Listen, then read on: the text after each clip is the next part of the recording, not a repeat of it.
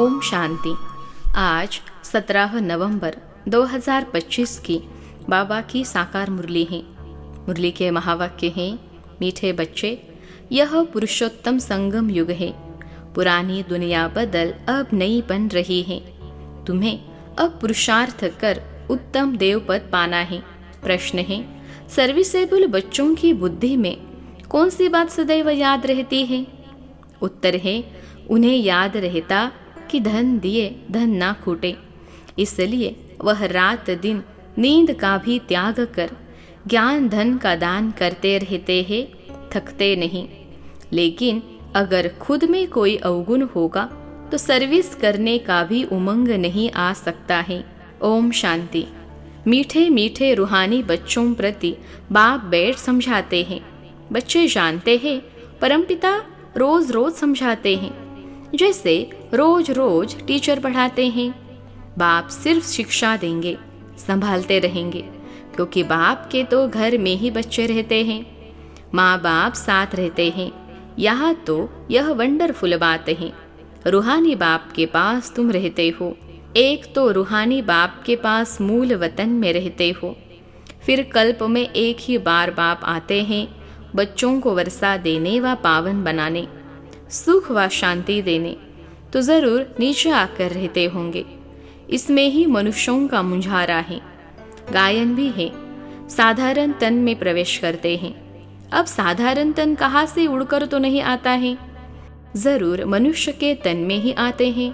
सो भी बताते हैं, मैं इस तन में प्रवेश करता हूँ। तुम बच्चे भी अब समझते हो, बाप हमको स्वर्ग का वर्षा देने आए हैं। जरूर हम लायक नहीं हैं, पतित बन गए हैं। सब कहते भी हैं, हे पतित पावन आओ, आकर हम पतितों को पावन बनाओ। बाप कहते हैं, मुझे कल्प कल्प पतितों को पावन करने की ड्यूटी मिली हुई है। हे बच्चों, अब इस पतित दुनिया को पावन बनाना है। पुरानी दुनिया को पतित, नई दुनिया को पावन कहेंगे। गोया पुरानी दुनिया को नया बनाने बाप आए हैं। कलयुग को तो कोई भी नई दुनिया नहीं कहेंगे।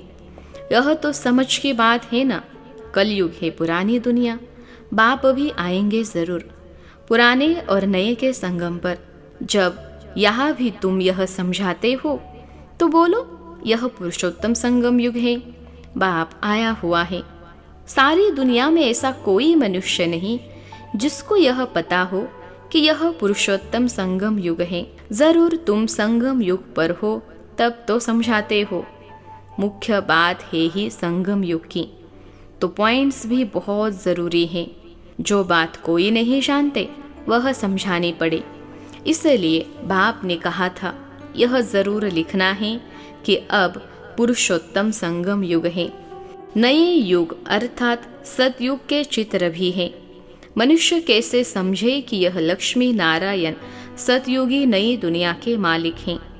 उनके ऊपर अक्षर जरूर चाहिए, पुरुषोत्तम संगम युग। यह जरूर लिखना है, क्योंकि यही मुख्य बात है। मनुष्य समझते हैं कलयुग में अभी बहुत वर्ष पड़े हैं, बिल्कुल ही घोर अंधियारे में है। तो समझाना पड़े, नई दुनिया के मालिक यह लक्ष्मी नारायण हैं। यह है पूरी निशानी। तुम कहते हो इस राज्य की स्थापना हो रही है। गीत भी है, नवयुग आया, अज्ञान नींद से जागो। यह तुम जानते हो अब संगम युग है। इनको नवयुग नहीं कहेंगे, संगम को संगम युग ही कहा जाता है। यह है पुरुषोत्तम संगम युग, जबकि पुरानी दुनिया खत्म हो और नई दुनिया स्थापन होती है। मनुष्य से देवता बन रहे हैं, राजयोग सीख रहे हैं। देवताओं में भी उत्तम पद है ही इन लक्ष्मी नारायण का। यह भी है तो मनुष्य, इनमें देवी गुण है, इसलिए देवी देवता कहा जाता है। सबसे उत्तम गुण है पवित्रता का। तब तो मनुष्य देवताओं के आगे जाकर माथा टेकते हैं। यह सब पॉइंट्स बुद्धि में धारण उनको होगी जो सर्विस करते रहते हैं। कहा जाता है, धन दिए धन ना खूटे। बहुत समझानी मिलती रहती है। नॉलेज तो बहुत सहज है, परंतु कोई में धारणा अच्छी होती, कोई में नहीं होती है। जिनमें अवगुण है वह तो सेंटर संभाल भी नहीं सकते हैं, तो बाप बच्चों को समझाते हैं प्रदर्शनी में भी सीधे सीधे अक्षर देने चाहिए। पुरुषोत्तम संगम युग तो मुख्य समझाना चाहिए। इस संगम पर आदि सनातन देवी देवता धर्म की स्थापना हो रही है। जब यह धर्म था तो और कोई धर्म नहीं था। यह जो महाभारत लड़ाई है उनकी भी ड्रामा में नोंद है। यह भी अभी निकले हैं, आगे थोड़े ही थे। 100 वर्ष के अंदर सब खलास हो जाते हैं। संगम युग को कम से कम 100 वर्ष तो चाहिए ना। सारी नई दुनिया बननी है। न्यू दिल्ली बनाने में कितना वर्ष लगा? तुम समझते हो भारत में ही नई दुनिया होती है, फिर पुरानी खलास हो जाएगी। कुछ तो रहती है ना, प्रलय तो होती नहीं। यह सब बातें बुद्धि में हैं। अभी है संगम युग। नई दुनिया में जरूर यह देवी देवता थे, फिर यही होंगे। यह है राजयोग की पढ़ाई। अगर कोई डिटेल में नहीं समझा सकते हैं तो सिर्फ एक बात बोलो, परमपिता परमात्मा जो सबका बाप है उनको तो सब याद करते हैं। वह हम सब बच्चों को कहते हैं तुम पतित बन पड़े हो, पुकारते भी हो हे पतित पावन आओ। बरोबर कलयुग में है पतित, सतयुग में पावन होते हैं। अब परमपिता परमात्मा कहते हैं देह सहित यह सब पतित संबंध छोड़ मामे कम याद करो तो पावन बन जाएंगे। यह गीता के ही अक्षर हैं। है भी गीता का युग। गीता संगम युग पर ही गाई हुई थी, जबकि विनाश हुआ था। बाप ने राजयोग सिखाया था। राजा स्थापन हुई थी, फिर जरूर होगी। यह सब रूहानी बाप समझाते हैं ना। चलो इस तन में न आए और कोई में भी आए, समझानी तो बाप की ही है ना। हम इनका तो नाम लेते नहीं हैं, हम तो सिर बतलाते हैं। बाप कहते हैं मुझे याद करो तो तुम पावन बन और मेरे पास चले आएंगे। कितना सहज है। सिर्फ मुझे याद करो और 84 के चक्र का ज्ञान बुद्धि में हो। जो धारणा करेगा वह चक्रवर्ती राजा बनेगा। यह मैसेज तो सब धर्म वालों के लिए है। घर तो सबको जाना है। हम भी घर का ही रास्ता बताते हैं। पादरी आदि कोई भी हो, तुम उनको बाप का संदेश दे सकते हो। तुमको खुशी का बहुत पारा चढ़ना चाहिए। परमपिता परमात्मा कहते हैं मामेकम याद करो तो तुम्हारे विकर्म विनाश होंगे। सबको यही याद कराओ। बाप का पैगाम सुनाना ही नंबर 1 सर्विस है। गीता का युग भी अब है। बाप आए हैं, इसलिए वही चित्र शुरू में रखना चाहिए। जो समझते हैं हम बाप का पैगाम दे सकते हैं तो तैयार रहना चाहिए, दिल में आना चाहिए। हम भी अंधों की लाठी बने। यह पैगाम तो कोई को भी दे सकते हो। बीके का नाम सुनकर ही डरते हैं। बोलो हम सिर्फ बाप का पैगाम देते हैं।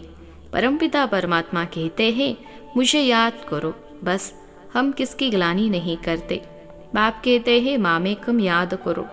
मैं ऊंचते ऊंच पतित पावन हूँ। मुझे याद करने से तुम्हारे विकर्म विनाश होंगे। यह नोट करो, यह बहुत काम की चीज़ है। हाथ पर व बाह पर अक्षर लिखते हैं ना, यह भी लिख दो।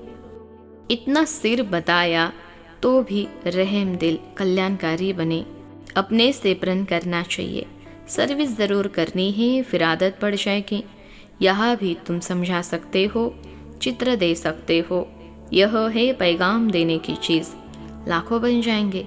घर घर में जाकर पैगाम देना है। पैसा कोई दे न दे। बोलो बाप तो है ही गरीब निवास। हमारा फर्ज है घर घर में पैगाम देना। यह बाप दादा, इनसे यह वर्षा मिलता है। 84 जन्म यह लेंगे। इनका यह अंतिम जन्म है। हम ब्राह्मण हैं, सो फिर देवता बनेंगे। ब्रह्मा भी ब्राह्मण है। प्रजापिता ब्रह्मा अकेला तो नहीं होगा ना, जरूर ब्राह्मण वंशावली भी होगी ना। ब्रह्मा सो विष्णु देवता, ब्राह्मण है चोटी। वही देवता क्षत्रिय वैश्य शूद्र बनते हैं।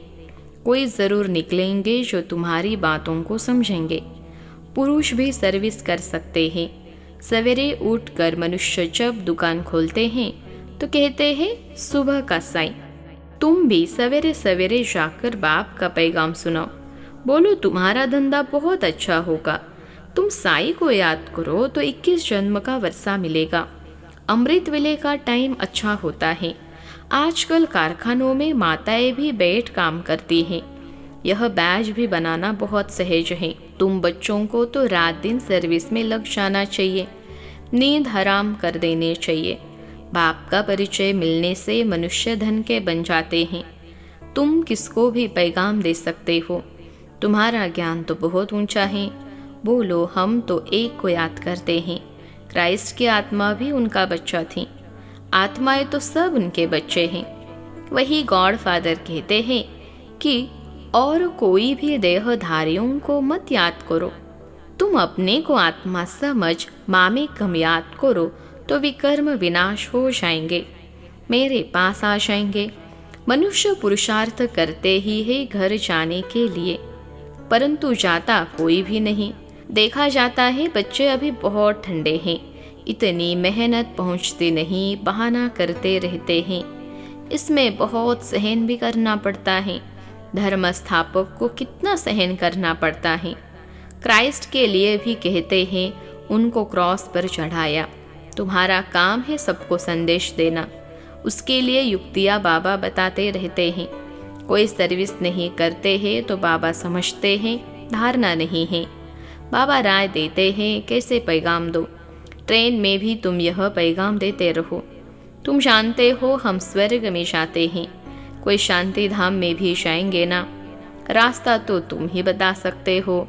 तुम ब्राह्मणों को ही जाना चाहिए, है तो बहुत। ब्राह्मणों को कहा तो रखेंगे ना। ब्राह्मण देवता क्षत्रिय प्रजापिता ब्रह्मा की औलाद तो जरूर होंगे ना। आदि में है ही ब्राह्मण। तुम ब्राह्मण हो ऊंचे ते ऊंच, वह ब्राह्मण है कुख वंशावली। ब्राह्मण तो जरूर चाहिए ना, नहीं तो प्रजापिता ब्रह्मा के बच्चे ब्राह्मण कहा गए। ब्राह्मणों को तुम बेट समझो तो वह झट समझ जाएंगे। बोलो तुम भी ब्राह्मण हो, हम भी अपने को ब्राह्मण कहलाते हैं। अब बताओ तुम्हारा धर्म स्थापन करने वाला कौन। ब्रह्मा के सिवाय कोई नाम ही नहीं लेंगे। तुम ट्रायल कर देखो। ब्राह्मणों के भी बहुत बड़े बड़े कुल होते हैं। पुजारी ब्राह्मण तो ढेर हैं। अजमेर में ढेर बच्चे जाते हैं। कभी कोई ने समाचार नहीं दिया कि हम ब्राह्मणों से मिले, उनसे पूछा तुम्हारा धर्म स्थापन करने वाला कौन। ब्राह्मण धर्म किसने स्थापन किया। तुमको तो मालूम है सच्चे ब्राह्मण कौन है। तुम बहुतों का कल्याण कर सकते हो। यात्राओं पर भक्त ही जाते हैं। यह चित्र तो बहुत अच्छा है लक्ष्मी नारायण का। तुमको मालूम है जगत अम्बा कौन है, लक्ष्मी कौन है। ऐसे ऐसे तुम नौकरों भिलनियों आदि को भी समझा सकते हो। तुम्हारे बिगर तो कोई है नहीं जो उन्हों को सुनाए। बहुत रहम दिल बनना है। बोलो तुम भी पावन बन पावन दुनिया में जा सकते हो। अपने को आत्मा समझो, शिव बाबा को याद करो। शौक बहुत होना चाहिए किसको भी रास्ता बताने का। जो खुद याद करते होंगे वही दूसरों को याद कराने का पुरुषार्थ करेंगे। बाप तो नहीं जाकर बात करेंगे। यह तो तुम बच्चों का काम है। गरीबों का भी कल्याण करना है। बेचारे बहुत सुखी हो जाएंगे। थोड़ा याद करने से प्रजा में भी आ जाए, वह भी अच्छा है। यह धर्म तो बहुत सुख देने वाला है। दिन प्रतिदिन तुम्हारा आवाज़ जोर से निकलेगा। सबको यही पैगाम देते रहो। अपने को आत्मा समझ बाप को याद करो। तुम मीठे मीठे बच्चे पद्मा पदम भाग्यशाली हो। जबकि महिमा सुनते हो तो समझते हो, फिर भी कोई बात की फिक्रात आदि क्यों रखनी चाहिए। यह है गुप्त ज्ञान, गुप्त खुशी। तुम हो इनकॉग्निटो वॉरियर्स। तुमको अननोन वॉरियर्स कहेंगे और कोई अननोन वॉरियर्स हो नहीं सकता। तुम्हारा दिलवाड़ा मंदिर पूरा यादगार है। दिल लेने वाले का परिवार है ना। महावीर महावीरनी और उनकी औलाद, यह पूरा पूरा तीर्थ है। काशी से भी ऊंची जगह हुई। अच्छा, मीठे मीठे सिखलते बच्चों प्रति माता पिता बाप दादा का याद प्यार और गुड मॉर्निंग। रूहानी बाप की रूहानी बच्चों को नमस्ते। हम रूहानी बच्चों की सिखलते रूहानी माता पिता बाप दादा को याद प्यार, गुड मॉर्निंग और नमस्ते बाबा नमस्ते। धारणा के लिए मुख्य सार। पहली पॉइंट है, घर में जाकर बाप का पैगाम देना है। सर्विस करने का प्रण करो। सर्विस के लिए कोई भी बहाना मत दो। दूसरी पॉइंट है, किसी भी बात की फिक्रात नहीं करनी है। गुप्त खुशी में रहना है। किसी भी देहधारी को याद नहीं करना है। एक बाप के याद में रहना है। आज का वरदान है, कल्याणकारी बाप और समय का हर सेकंड लाभ उठाने वाले निश्चय बुद्धि निश्चिंत भव। कल्याणकारी बाप और समय का हर सेकंड लाभ उठाने वाले निश्चय बुद्धि निश्चिंत भव। विश्लेषण है, जो भी दृश्य चल रहा है उसे त्रिकालदर्शी बनकर देखो। हिम्मत और उल्लास में रहे। स्वयं भी समर्थ आत्मा बनो और विश्व को भी समर्थ बनाओ। स्वयं के तूफानों में हिलो मत, अचल बनो। जो समय मिला है, साथ मिला है, अनेक प्रकार के खजाने मिल रहे हैं, उनसे संपत्तिवान और समर्थिवान बनो। सारे कल्प में ऐसे दिन फिर आने वाले नहीं हैं, इसलिए अपनी सब चिंताएं बाप को देकर निश्चय बुद्धि बन सदा निश्चिंत रहो। कल्याणकारी बाप और समय का हर सेकंड लाभ उठाओ। आज का स्लोगन है, बाप के संग का रंग लगाओ तो बुराइयां स्वतः समाप्त हो जाएंगी। बाप के संग का रंग लगाओ तो बुराइयां स्वतः समाप्त हो जाएंगी। अव्यक्त इशारे। अशरीरी व विदेही स्थिति का अभ्यास बढ़ाओ। विदेही बनने की विधि है बिंदी बनना। अशरीरी बनते हो, कर्मातीत बनते हो, सबकी विधि बिंदी है। इसलिए बाप दादा कहते हैं, अमृत वेले बाप दादा से मिलन मनाते, रूह रिहान करते। जब कार्य में आते हो तो पहले 3 बिंदियों का तिलक मस्तक पर लगाओ और चेक करो, किसी भी कारण से यह स्मृति का तिलक मिट तो नहीं जाता है। अविनाशी अमीट तिलक रहे। अच्छा, ओम शांति।